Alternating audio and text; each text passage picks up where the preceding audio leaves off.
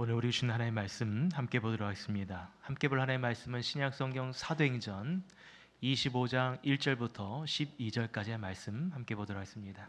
신약성경 231쪽에 있습니다. 사도행전 25장 1절부터 12절까지의 말씀입니다. 다 찾았으면 저와 여러분이 한 절씩 하나님의 말씀 교독하도록 하겠습니다. 베스도가 부임한 지 3일 후에 가이사라에서 예루살렘으로 올라가니 세상과 유대인 중 높은 사람들이 바울을 고소할세 베스도의 호의로 바울을 예루살렘으로 옮기기를 청하니 이는 길에 매복하였다가 그를 죽이고자 함이더라. 베스도가 대답하여 바울이 가이사라에 구류된 것과 자기도 멀지 않아 떠나갈 것을 말하고 또 이르되 너희 중 유력한 자들은 나와 함께 내려가서 그 사람에게 만일 옳지 아니한 일이 있거든 고발하라 하니라. 베스도가 그들 가운데서 8일 혹은 10일을 지낸 후 가이사라로 내려가서 이튿날 재판 자리에 앉고 바울을 데려오라 명하니 그가 나오매 예루살렘에서 내려온 유대인들이 둘러서서 여러 가지 중대한 사건을 고발하되 능히 증거를 대지 못한지라. 바울이 변명하이르되 유대인의 율법이나 성전이나 가이사에게나 내가 도무지 죄를 범하지 아니하노라 하니 베스도가 유대인의 마음을 얻고자 하여 바울더러 묻되 내가 예루살렘에 올라가서 이 사건에 대하여 내 앞에서 신문을 받으려느냐. 바울이 이르되 내가 가이사의 재판자리 앞에 섰으니 마땅히 거기서 신문을 받을 것이라. 당신도 잘 아시는 바와 같이 내가 유대인에게 불의를 행한 것이 없나이다. 만일 내가 불의를 행하여 무슨 죽을 죄를 지었으면 죽기를 사양하지 아니할 것이나 만일 이 사람들이 나를 고발하는 것이 다 사실이 아니면 아무도 나를 그에게 내줄 수 없나이다. 내가 가이사께 상소하노라 한데 함께 있습니다. 베스도가 배석자들과 상의하고 이르되 내가 가이사에게 상소하였으니 가이사에게 갈 것이라 하니라. 아멘. 할렐루야. 한 주간 더 평안하셨습니까? 우리 한번 앞뒤 좌우 계신 분께 반갑게 한번 인사하도록 하겠습니다. 잘했습니다. 반갑습니다. 한번 인사하겠습니다. 잘했습니다. 반갑습니다. 한 번 더 이렇게 인사하겠습니다. 예수 그리스도를 닮아갑시다. 한번 인사하겠습니다. 예수 그리스도 닮아갑시다.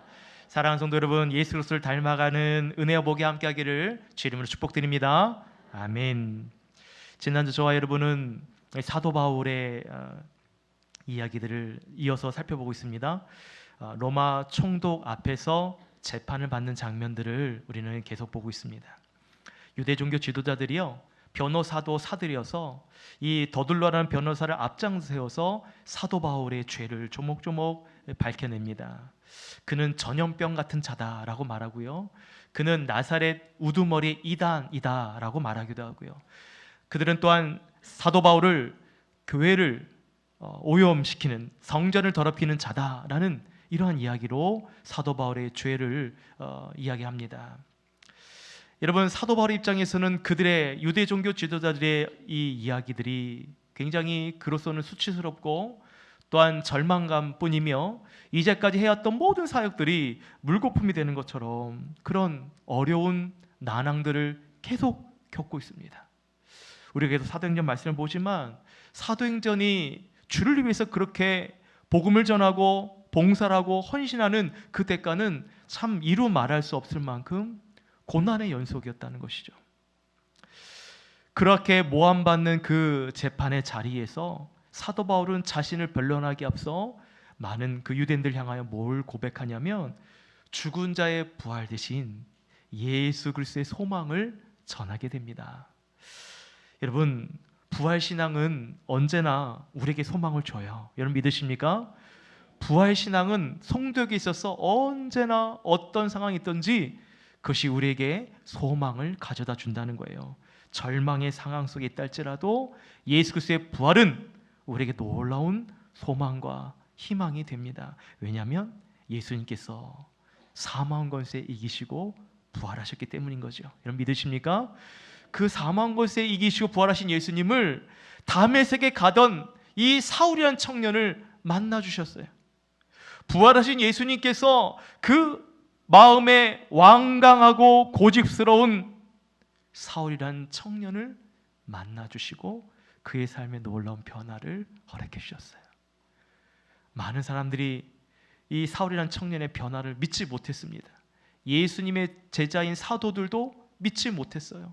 근데 그만큼 변하지 못할 것 같은 존재가 이 사울이라는 청년인데 예수를 만나니까 변화가 된 거죠. 여러분, 우리 가운데도 예수를 통한 은혜와 변한 아름다운 변화의 삶이 있기를 주의 이름으로 축복드립니다. 어떠한 여러분 하나님을 부인하고 그렇게 완강스러운 사람도요, 예수 그리스도를 만나면 변화되게 해주시더라고요. 아까 전에 일부 예배 마치고 정말 그렇게 남편을 위해서 기도하셨던 우리 권사님이 계셔요. 오랜 시간 남편이 교회에 나오는 게 정말로 기도의 1순위였는데 오늘 일부 예배 때 그 남편분께서 새가족 등록을 해주셨어요. 할렐루야죠. 할렐루야. 정말 하나님 살아계십니다. 그렇게 완강스러운 그 남편의 마음을 하나님께서 그렇게 또 역사해 주시고 들어주시더라고요. 또 이 자리에는 그래서 또 주님 앞에 나오신 분도 있는 줄 압니다.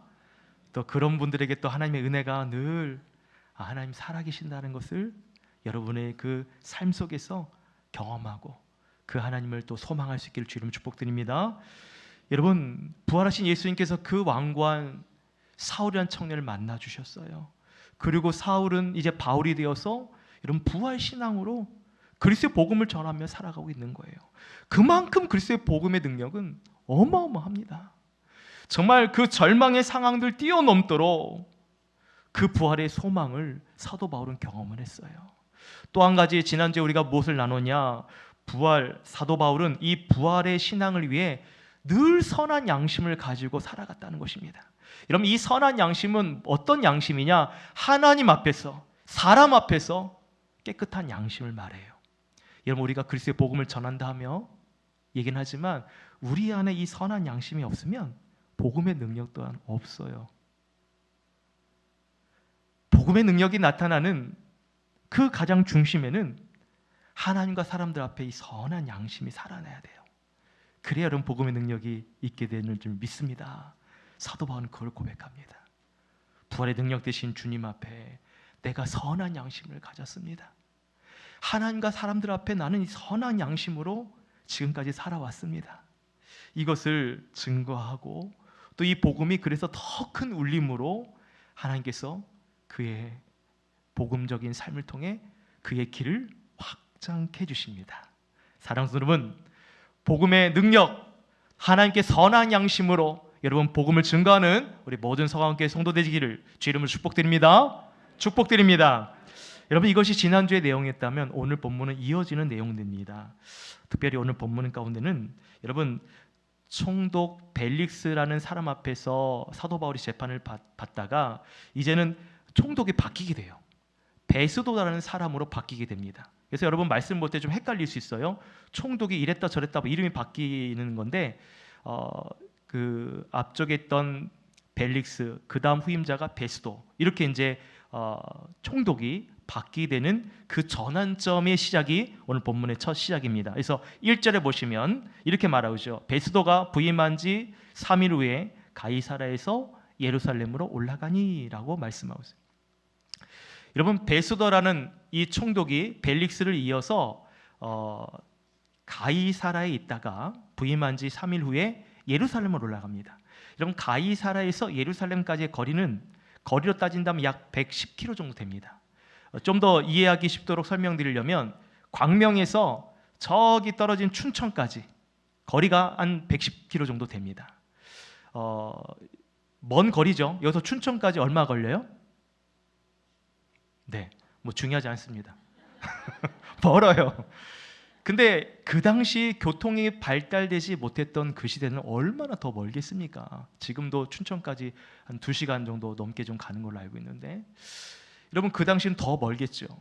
그가 가이사라에서 예루살렘까지 올라갑니다. 그리고 누구를 만나냐면 유대인들, 정치인들, 종교 지도자들을 만나게 되죠.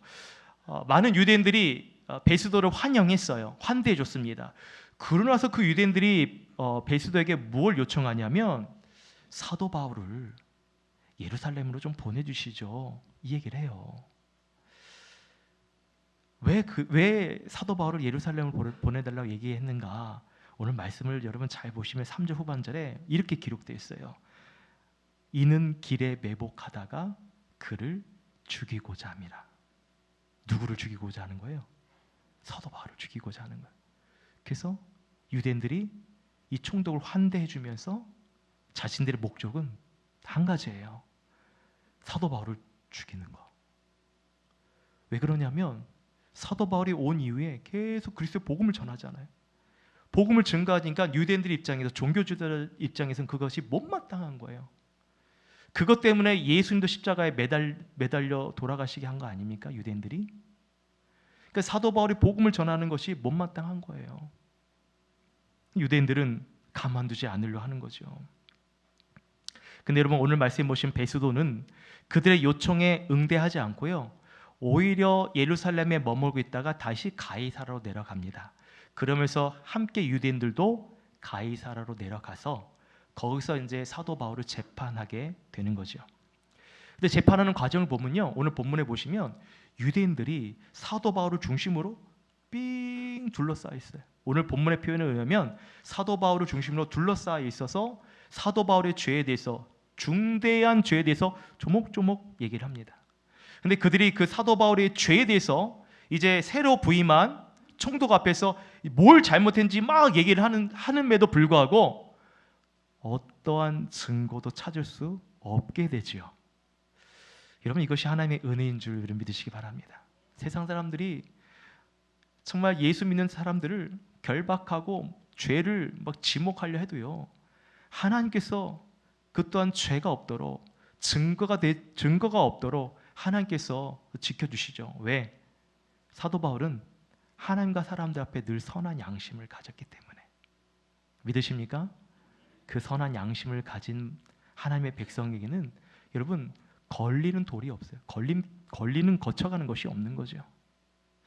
그래서 아무리 그들이 죄를 얘기해도 말씀해 보시면 어떠한 증거도 내세우지 못하게 됩니다. 그리고 그 재판 앞에서 사도 바울은 자신의 결백을 주장하게 되죠. 그러면서 그는 나는 가이사 앞에 나가겠습니다 라고 얘기해요. 가이사 앞에 나가겠습니다. 이 가이사는 누구를 말하는 걸까요? 가이사는 그 당시 로마 황제를 말해요. 사도 바울은 그 로마 황제 앞에 나가겠다라고 얘기하고 있어요. 여러분, 이 얘기를 왜 하냐면 당시 로마 시민권을 가진 자, 사도 바울이 로마 시민권을 가지고 있어요? 안 가지고 있어요?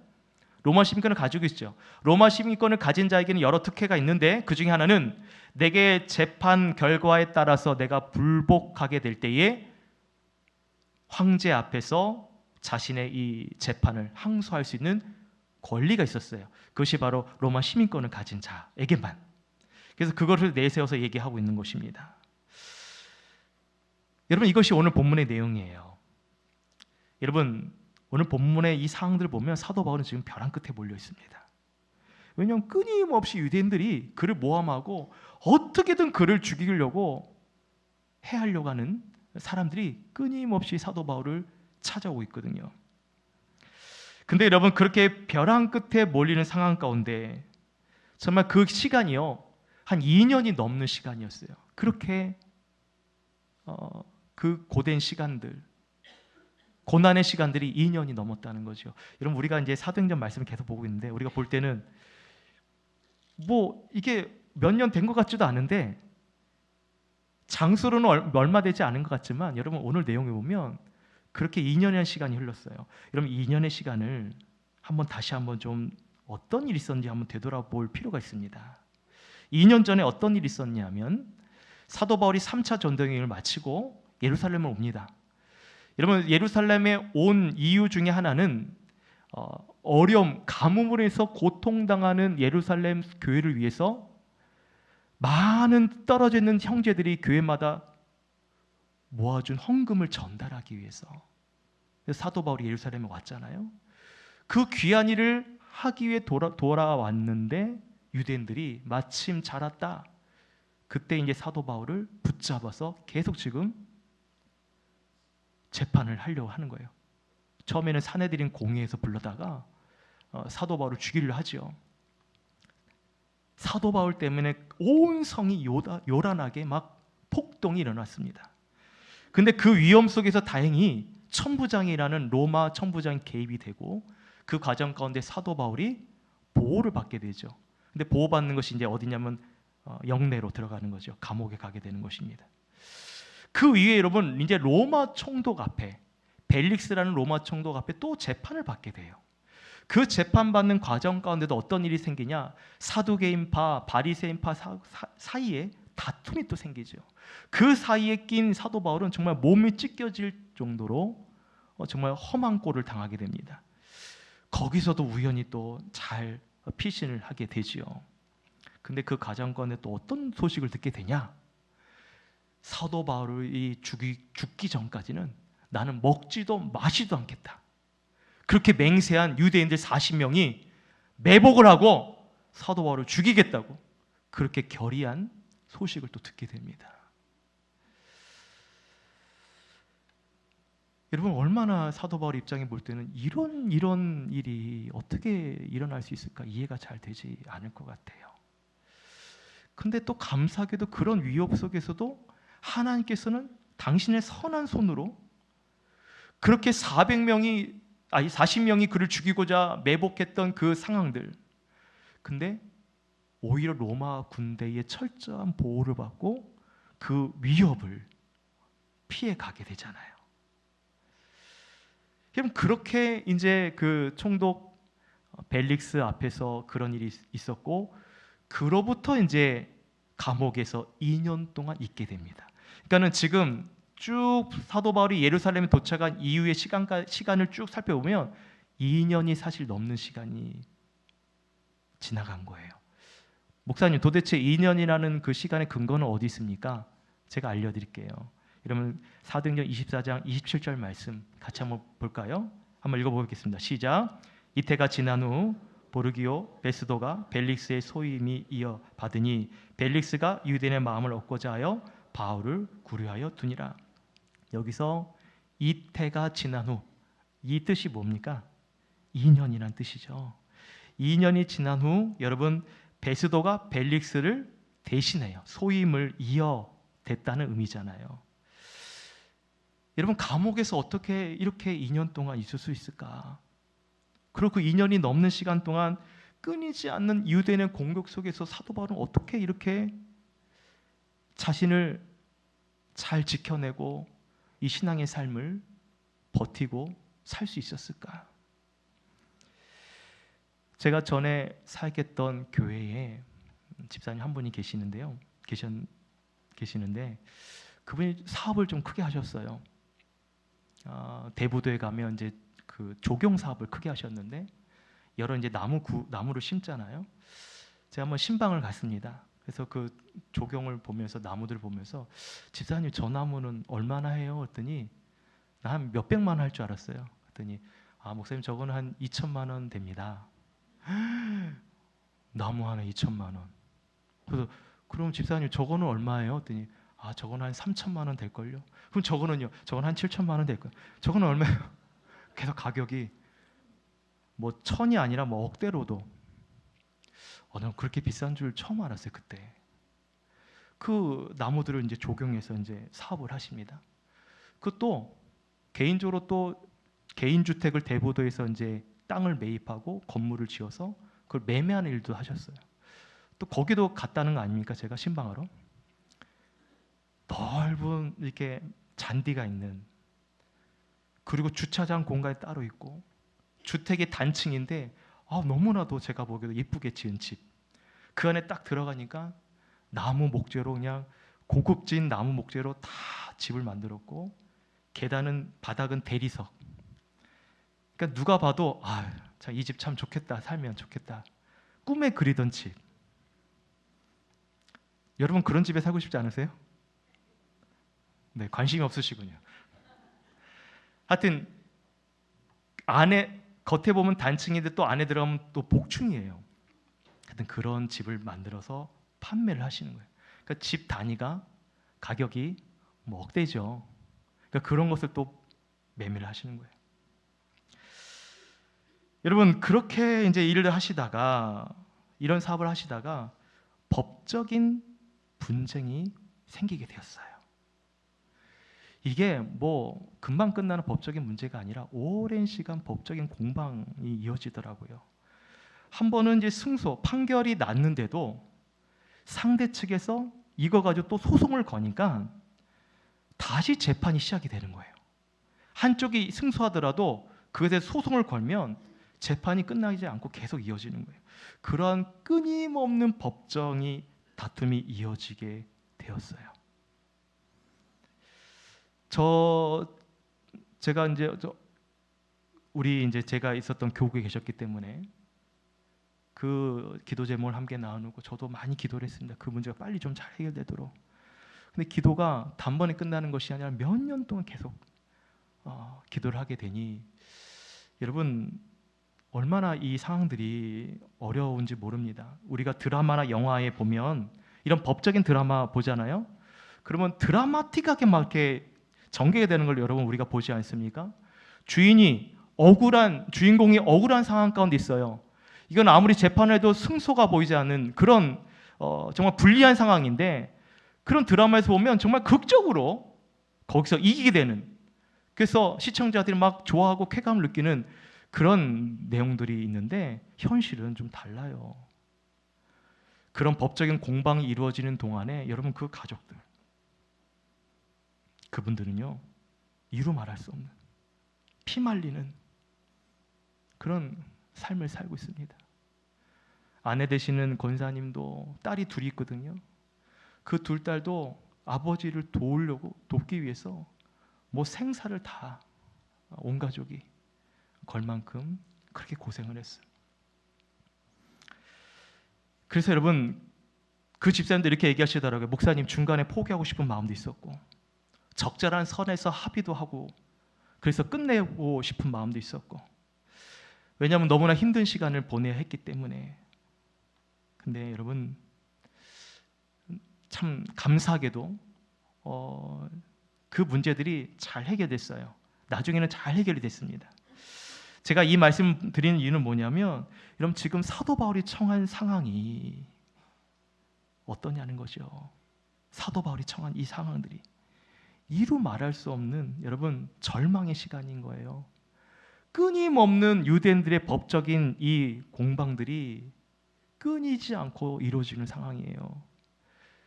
한 고비를 넘겼더니 또 다른 고비가 있고, 이 고비를 넘겼더니 자기를 죽이려고 해야라는 440명이 매복하고 있고, 새로운 총독이 바뀌어서 뭔가 이제 좀 나한테 유리하려나 그랬더니 유대 종교 지도자들이 그 총독을 모셔다가 사도 바울을 예루살렘으로 보내주십시오, 이렇게 시도를 하지 않나. 사도 바울의 입장에서는 여러분 무엇 하나 정말 안심할 수 없는 그런 상황들이 있습니다. 여러분 이런 상황 속에서 이 재판을 포기하고 싶은 마음이 있지 않았을까?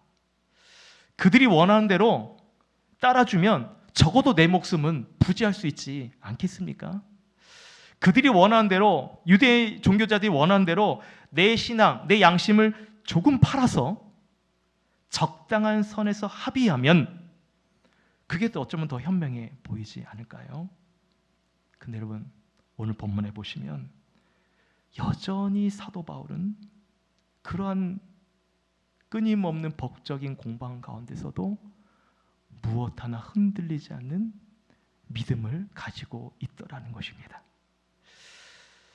여러분 오늘 7절에 보시면요, 사도 바울 혼자 있고요, 그를 둘러싸다 모함하는 유대인들이 여러 명이 있어요. 마치 사방으로 우겨쌈을 당하고 있는 여러분 그런 절대적으로 불리한 상황 가운데 있습니다. 혼자서. 여러분 사도 바울이 그런 상황 속에서 오늘 무엇을 고백하냐면 아무도 나를 그들에게 내어줄 수 없습니다라는 고백을 해요. 오늘 말씀 보시면 아무도 나를 그들에게 내어줄 수 없다. 여러분 그들이라고 얘기하는 칭하는 그들은 누구를 말하겠습니까? 사도 바울을 죽이려 하는 유대인들을 말하겠죠. 종교 지도자들. 아무도 나를 유대 종교 지도자들에게 보내줄 수 없습니다라고 얘기하고 있어요. 이 말은 어떤 의미가 있냐면 또 다른 의미로서는 이렇게 있어요. 그들이 원하는 대로 나는 따를 수 없다는 거예요. 그들이 원하는 대로 내 신앙의 양심을 팔 수 없다는 것입니다. 그들이 원하는 대로 나는 내 복음, 내게 부활의 생명 주신 예수 그리스도를 부인할 수 없습니다. 나는 그들이 원하는 대로 예수님을 부인할 수 없습니다. 이것을 사도 바울이 지금 얘기하고 있어요. 아무도 나를 그들에게 내어줄 수 없나이다. 여러분, 오늘 이 고백을 사도 바울이 하거든요. 근데 이 고백을 통해서 오늘 본문에 쭉 보시면 어떤 놀라운 응답이 있는가 하면 오늘 12절 말씀인데요. 같이 한번 12절 말씀 한번 읽어볼까요? 시작. 베스도가 배석자들과 상의하고 이르되 내가 가이사에게 상소하였으니 가이사에게 갈 것이니라 하니라. 여러분, 사도 바울이 이 새로운 총독 앞에서 재판을 벌인 후에 이제 베스도 총독과 또 함께 있었던 배석자들이 상의를 하는 거예요. 이 재판에 대해서. 근데 결과가 어떻게 나왔냐면 사도 바울이 원하는 대로 내가 가이사 앞에 가야겠습니다라는 그 요청대로 오늘 그 총독이 말하는 게 너는 가이사에게 갈 것이다 라고 대답을 한다는 거예요. 여러분, 이것이 얼마나 놀라운 응답인지 아십니까? 아마 어떤 분은 이렇게도 생각할 수 있어요. 아니, 로마 시민권을 가졌기 때문에 로마 황제에게 갈 수 있는 것 아니야? 여러분, 그것도 맞을 수 있는 말이지만 여러분, 오늘 본문에 보면 나오는 총독 베스도는 어떤 사람이냐면요, 유대인의 마음을 얻고자 노력했던 사람입니다. 이것은 뭐냐면 정치적인 야망과 정치적인 욕심이 있다는 거예요. 그래서 말씀을 보시면요, 유대인의 마음을 얻고자 합니다라는 표현이 2번 반복해서 나와요. 그만큼 이 베스도의 마음은 유대인의 환심을 얻기 위해 노력을 합니다. 또 말씀을 보시면 그는 돈을 밝히는 자다라고 성경에 나와 있어요. 돈을 밝히는 자.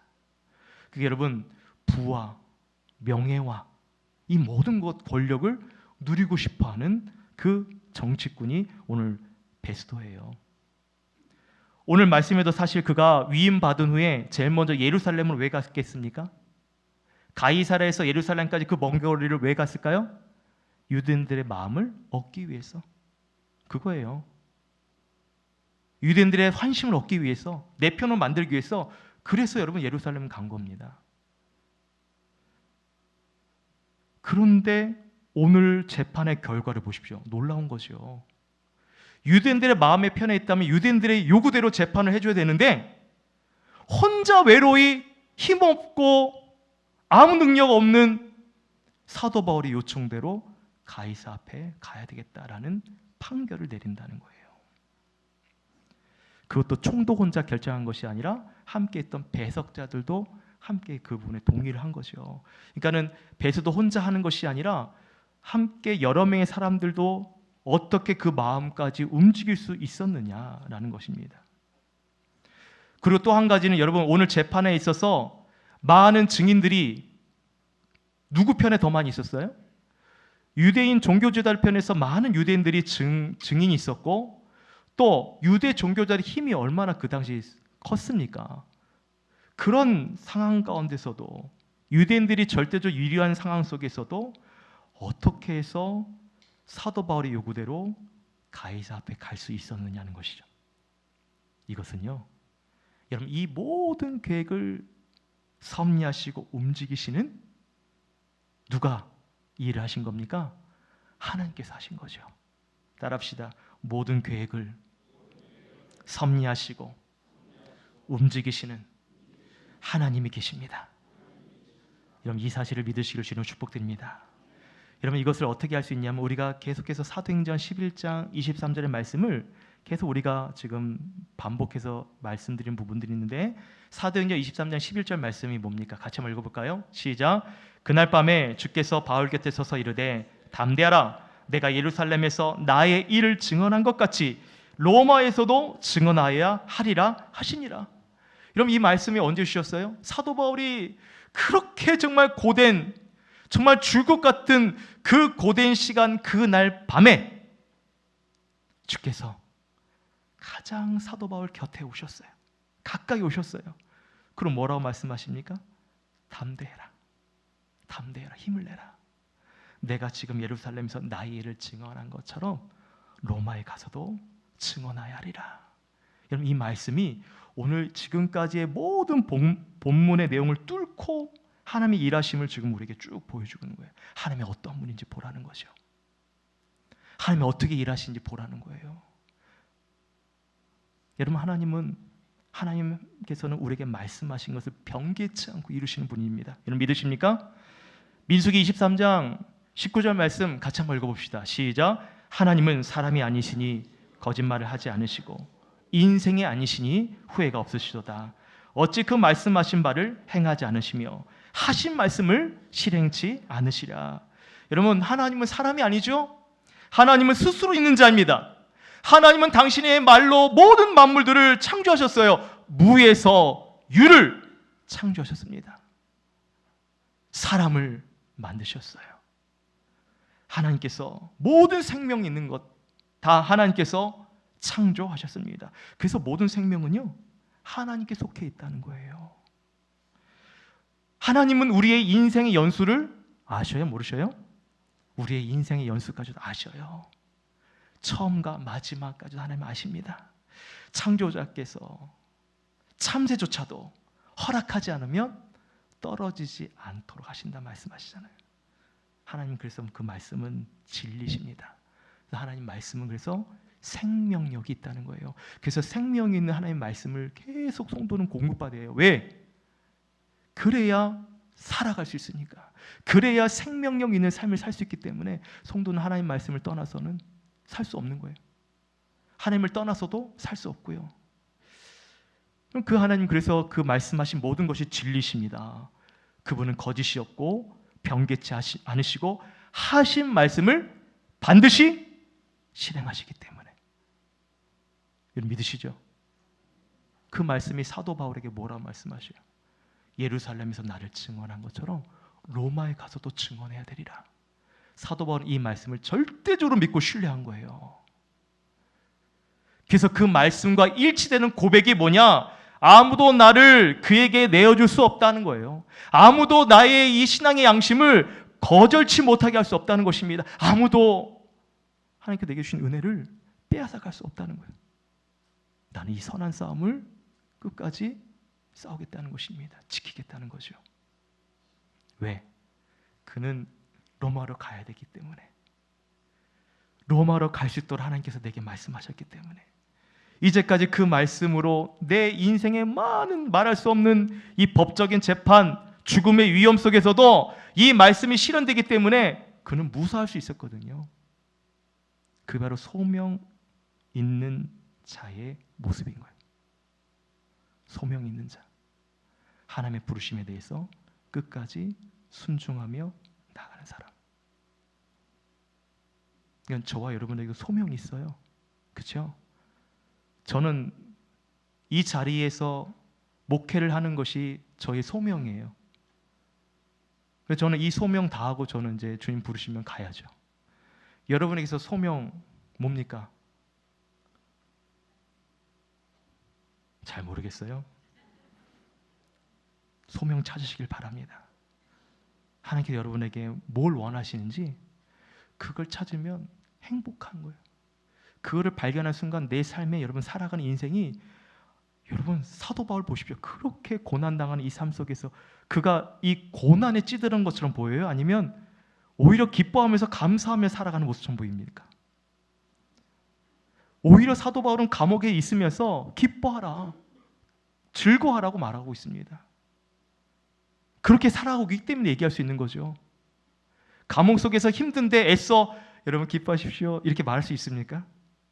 내가 기뻐했기 때문에, 기쁨을 경험했기 때문에 그렇게 옥준서신을 쓸 수 있는 거죠. 주 안에서 기뻐하라. 내가 다시 말하노니 기뻐하라. 여러분 그런 애기를 주는 축복드립니다. 소명 있는 자의 삶은 행복한 거예요. 주님 주신 그 소명을 따라갈 수 있기를 주님 축복드립니다. 여러분 잠시 오늘 말씀을 통해서 우리의 삶을 한번 돌아봅시다. 오늘날 많은 사람들은 하나님의 말씀의 옳음보다 내가 옳다는 것을 증명하고 싶어 합니다. 하나님 말씀의 옳음보다 내가 옳다라는 것을 증명하고 싶어하는 시대에 살고 있어요. 내가 옳다는 것을 세상의 법을 통해서라도 밝혀내고자 합니다. 그렇게 하는 이유가 무엇입니까? 세상은 법의 효력이 있기 때문에 그래요. 법의 효력이 나타나기 때문에 그렇습니다. 그래서 많은 사람들이 내가 옳다는 것을 이 법적인 것을 통해서 증명해내고자 하는 것이죠. 판사에 의해서 내려진 결정, 여러분 인정하잖아요. 옳다고 그것을 증명해주기 때문에, 그리고 효력이 되기 때문에.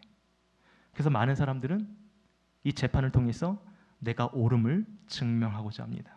그래서 능력 있는 변호사도 선임을 하는 거죠. 근데 여기서 말하는, 제가 말하는 능력 있는 변호사는 어떤 법적인 양심을 가지고 있는 변호사가 아닙니다. 돈만 주면 모든 재판에서 이길 수 있는, 그렇게 이기도록 해줄 수 있는 그런 세상에서 소위 말하는 능력 있는 사람을 말하는 거예요. 물질을 많이 지불하면 지불할수록 내가 옳다는 것을 증명해 줄 뿐만 아니라 내 양심과 상관없이 사람을 속이면서까지 옳은 사람으로 만들어주기 때문에 그렇습니다. 여러분, 이것이 현재 세상의 법이죠. 여러분, 그렇다고 저는 모든 이 법에 관련된 판사, 변호사, 법조에 관련된 모든 사람들이 잘못했다고 말하고자 하는 것이 아닙니다. 당연히 여러분, 판사와 변호사와 법에 관련된 모든 일을 하는 분들은 만민 앞에 법은 평등하다는 그 원칙을 기준으로 삼고 있죠. 그 기준을 가지고 공평과 정직과 진실과 권리 보장을 하면서 법의 일들을 하는 사람들이 대부분일 거예요. 근데 여러분, 이처럼 공정과 진실을 변호해야 할 변호사가 물질과 권력 앞에서 또 그것을 남용하는 그런 일들을 우리가 보지 않습니까?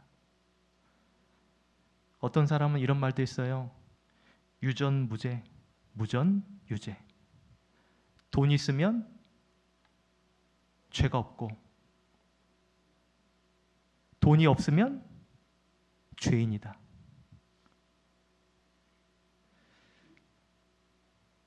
여러분, 어쩌면 오늘을 살아가는 우리의 삶 속에서도 이런 여러 어려움들이 있을지 모르겠습니다. 아무도 내 편이 되어주지 못할 때, 나 혼자 정말 사방으로 우겨쌈을 당하게 될 때, 세상의 권력과 힘과 그 능력 앞에 전혀 힘을 쓰지 못할 때가 있지 않았습니까? 여러분, 그런 분이 계시다면 오늘 이 말씀을 여러분 기억하세요. 아무도 나를 그들에게 내어줄 수 없습니다. 따라합시다. 아무도 나를 그들에게 내어줄 수 없습니다. 여러분, 이 말씀 기억하시기를 주님 축복드립니다. 어떠한 유혹과 어떠한 공격이 있어도 나는 내 신앙을 그들에게 팔 수 없습니다. 나의 양심을 그들에게 팔 수 없습니다. 하나님의 복음을 변질되게 할 수 없습니다. 하나님을 떠날 수 없습니다. 나는 그들에게 내어줄 수 없습니다. 여러분, 이 사도 바울의 고백을 기억하시길 바라요. 세상은 권력과 물질과 힘으로 계속해서 그 능력들을 나타낼 거예요. 힘의 그 영향력이 오늘날 우리에게도 미칠 수 있고요. 이 시대에 살아가는 모든 사람들이 영향을 미칠 겁니다. 그런데 여러분 기억하십시오. 오늘 본문에 보시면 아무리 유대인들이 그들이 가진 권력과 힘과 그들이 가진 기득권 가지고 사도 바울을 로마 황제 앞에 나가지 못하도록 막지는 못했어요. 왜 그렇습니까? 세상의 진짜 권력과 어떤 물질과 힘은요, 사람에게 나오는 것이 아니라 하나님으로부터 나오기 때문인 거죠. 믿으십니까? 지난주 교육자 수련회를 다녀왔어요. 교갱협이라고 교회 갱신을 위한 모임이 있어요. 이 초대 모임이 사랑교회, 지금은 이제 예전에 소천하신 고 옥하는 목사님 중심으로 한국교회 교육자들, 목회자들을 위한 이 영성 수련회가 있습니다. 올해로 한 30년째 됐어요. 이번에 저희 교육자들이 갔는데 거기서 이제 말씀 저녁 집회 시간에 이제 삼일교회 송태근 목사님과 수영록교회 이규현 목사님께서 이제 말씀을 전해주신 가운데 이제 그분들이 은퇴가 얼마 남지 않은 그 시점에서 이런 얘기를 하시더라고요. 지금까지 목회를 하면서 조심해야 될 것 3가지를 정리를 하게 된다라고 얘기를 하시는데, 저는 오늘 이 얘기가 목회자뿐만 아니라 이곳에 있는 모든 성도들에게도 동일한 이야기가 되지 않을까 그 생각으로 오늘 모든 말씀을 정리하면서 이렇게 좀 여러분께 드리고 싶어요. 뭘 조심해야 되는가? 목회자며 성도로서 뭘 조심해야 되는가? 첫 번째, 잘할 수 있을 때 조심하라는 거예요. 내가 잘할 수 있을 때 조심해야 된다. 여러분, 내가 뭔가를 잘할 수 있다는 것이 참 기쁨이 되고 보람도 되잖아요. 근데 내가 잘할 수 있기 때문에 시험에 들 수도 있다는 거예요. 내가 잘할 수 있기 때문에 사단 마귀는 그것으로 시험을 한다는 것입니다. 예를 들어 예수님께서 40일 동안 금식하시고 그리고 마귀에게 시험을 받으시잖아요. 이 떡을 가지고 돌덩어리를 가지고 떡을 만들어 봐라. 예수님의 힘으로는, 능력으로는 가능한 일이에요. 근데 예수님이 할 수 있는 일이, 근데 예수님께서 그 마귀의 시험을 어떻게 감당하시는가? 하나님 말씀으로 상대한다는 거예요. 이해가 되십니까? 예수님이 할 수 있는 일이지만 자신의 능력을 하는 것이 아니라 하나님 말씀으로 그 일을 감당하시더라. 그 얘기를 하시더라고요. 그래서 잘할 수 있을 때 조심해야 되고, 두 번째로는 잘하고 싶을 때 조심하라는 겁니다. 잘하고 싶을 때. 여러분, 사람은 누구나 잘하고 싶어하는 마음이 있죠. 직장에서 학업하는 부분도, 공부하는 일도 잘하고 싶어합니다. 그래서 그런 욕구가 있고, 그래서 그것을 통해 인정받고 싶어하는 마음들이 있어요. 그래서 스스로도 참 기특하다, 이 정도면 잘했지, 이렇게 위안을 삼죠. 이렇게 인정받고 싶은 마음들이 누구나 있는데, 여러분, 그런데 잘하고 싶은 욕구가 커질수록 꼭 그것 때문에 넘어진다는 거예요. 잘하고 싶은 마음들이 계속 앞설 때에 그것 때문에 넘어진다는 것입니다. 세 번째로는 잘 될 때 조심하라는 거죠. 잘 될 때 그것에 도취가 되어서 하나님 은혜를 생각하지 않고 나를 내세울 때에, 그때 조심해야 한다는 거죠.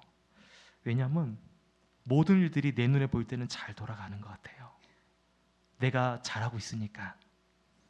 근데 여러분, 사실은 나 때문에 잘 되는 것이 아니라 하나님의 은혜 때문에 되고 있다는 것을 우리는 잊어버릴 때에, 그때 시험에 들 수 있다는 겁니다.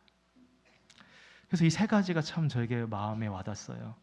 잘할 수 있을 때 조심하고, 잘하고 싶을 때 조심하고, 잘 될 때 조심해야 한다.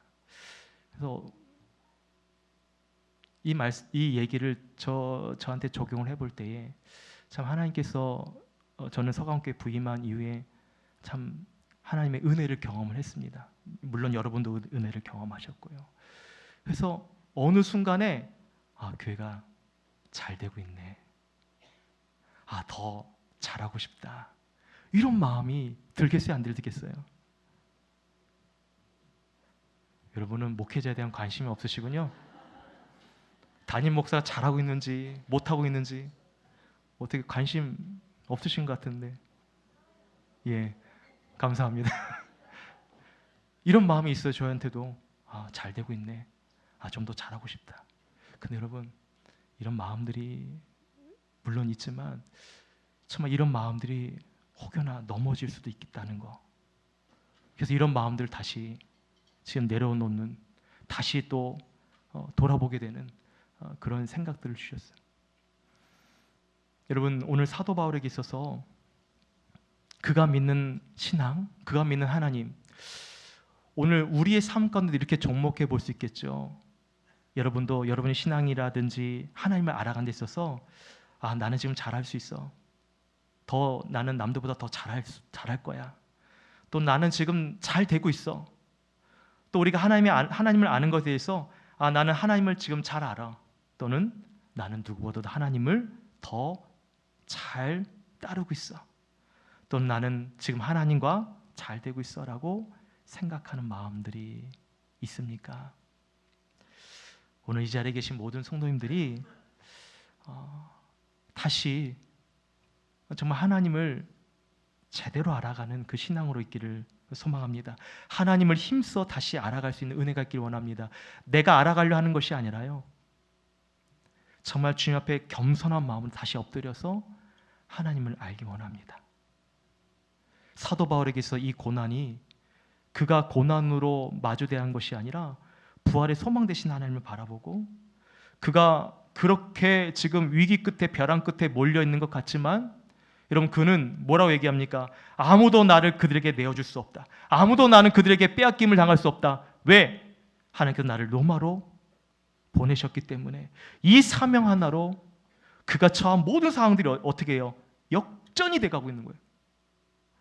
유대인들의 그 재판 앞에 유리한 상황들이 그들 중심으로 이루어진 것이 아니라 연약하기 그지없는 이 사도 바울 한 사람을 통하여서 하나님은 그의 인생을 로마까지 인도해 주셔요. 여러분, 오늘 그 하나님을 만날 수 있기를 주님 축복드립니다. 하나님께서 여러분의 인생을 이끌어 가실 거예요. 자, 따라합시다. 하나님은 나를 향한 놀라운 계획을 가지고 있습니다.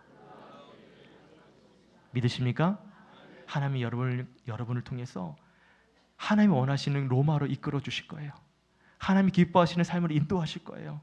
그 일에 있어서 제일 먼저 중요한 것은 하나님, 이것은 전적인 하나님의 은혜입니다라고 고백할 수 있는 삶.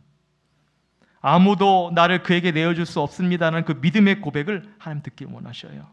그래서 오늘 여러분 찬양하고 기도할 때, 오늘 아까 전에 광고에 나온 것처럼요, 축도 마치고 바로 엉덩이 들지 마시고 오늘 주신 말씀 가지고 좀 기도했으면 좋을 것 같아요. 하나님께서 오늘 말씀 통해 내게 어떤 믿음의 고백을 듣길 원하실까? 오늘 이 말씀을 통해 하나님은 내게 어떠한 믿음의 길을 가길 원하시는가? 한번 짧게라도 여러분 기도하시고 이렇게 문 밖을 나가셨으면 좋을 것 같아요. 여러분 그럴 수 있으시죠? 네, 같이 한번 오늘 주신 말씀을 기억하시면서 나는 주를 섬기는 것에 후회 없습니다. 불편하지 않으시면 함께 자리에 나셔서 찬양하도록 하겠습니다.